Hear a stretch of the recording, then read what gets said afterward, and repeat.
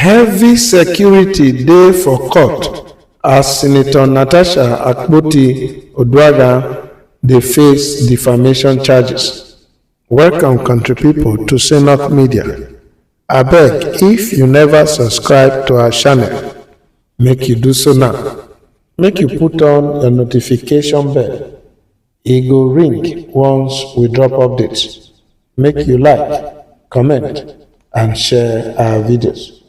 Over 200 heavily armed police officers don take control of the Federal Capital Territory High Court ahead of Senator Natasha Uduaghan arraignment on defamation charges.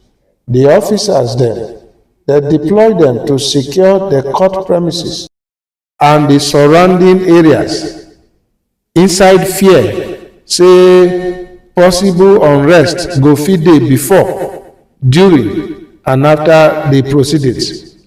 The courtroom don dey already packed with supporters of former Kogi State Governor Yahaya Bello, while supporters of Uduaghan, including former Education Minister Obi Ezekwesili and former human rights activist Aisha Yesufu, all of them dey on ground.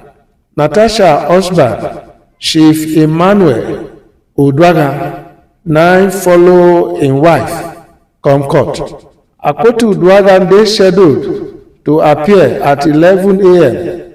to answer a 3-count charge when the Attorney General of the Federation file, when the accuser say she defamed the Senate President Godswill Akpabio and former Governor of Kogi State Yahaya Bello.